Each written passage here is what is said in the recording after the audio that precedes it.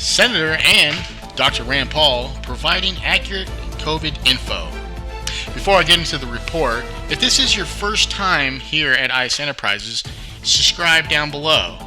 Just hit the notification because you don't want to miss out on any new reports. Alright, so we got Senator Paul here, one of the earliest people to come out and counteract the COVID-19 mainstream media narrative in early 2020, dropping truth bombs. Check it out. Yes, but we're a country misguided and led astray by media that aren't honest. So, for example, if you watched CNN, you would think that nobody's getting vaccinated, and it's a complete disaster, and whoa, we're stuck in this rut because no one's vaccinated. It's completely untrue. Over 90% of people over 65 who are the most vulnerable are vaccinated. Now, sure, there are a lot of younger people who aren't vaccinated. There's some older people, but 90% is a pretty good success. Over age 50, it's like 75, 80% of people. People are informed. They know this is a disease that can affect any age, but affects primarily the older ages. For example, the one truth you won't be told is an 85-year-old has a 10,000 times greater chance of dying than the 10-year-old. Now, you think we should treat them the same?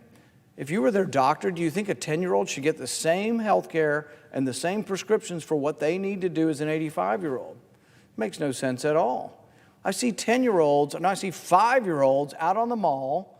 My wife and I are walking down to the Lincoln Memorial the other day, and I see 5-year-olds in groups led by teachers wearing masks outside. There is no science to that. We got Dr. Fauci spreading mistruths across the country, saying we've got to forcibly vaccinate the kids. There's no science behind any of that. In fact, England is rejecting what we're doing.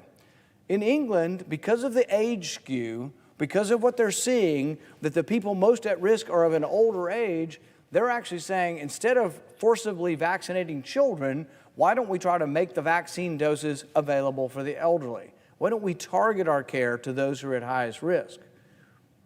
We have a problem in our country. We have people who have so politicized science that there are people struggling and dying every day because they've never heard about monoclonal antibodies. We have people dying every day because the government, at the behest of Dr. Fauci and a few other people, have said you can't get monoclonal antibodies if you're in the hospital. I talk to people every day who really have not yet heard of monoclonal antibodies, who get COVID again after being fully vaccinated or sometimes not being vaccinated and are not getting the treatment. Because Dr. Fauci says if you're in the hospital, you don't get it. And so we have medicine that is coming from on high, from a central authority like the Politburo, and doctors are afraid to prescribe. This has never happened in our country before. Doctors were able to make their own decisions based on their own experience, based on studies, based on real-life examples, but using their own discretion. Now doctors are afraid to prescribe monoclonal antibodies, and many of them are disallowed from prescribing it in the inpatient. Realize the ridiculous nature of that. You're in the emergency room, you're sick and you're coughing, you might be dying from COVID. You get to the emergency room, you don't know what to say, you can barely talk. Your spouse has to be able to tell the doctor, please stop in the emergency room. Give them the monoclonal antibodies before they're admitted, because once they're admitted, we won't treat them. It's the same way with symptoms. You have to have symptoms within the first 10 days. If you don't have symptoms, if you're on day 11, you won't get monoclonal antibodies. It's completely arbitrary, it's capricious, and it has to do with government-mandated guidelines. Yeah, Senator Paul is a patriot. He's legit. Support him. From ICE Enterprises, I'm ICE. Have a great night. Hey, before you go, check out one of my series on political activism. I think you'd really enjoy it. Appreciate you.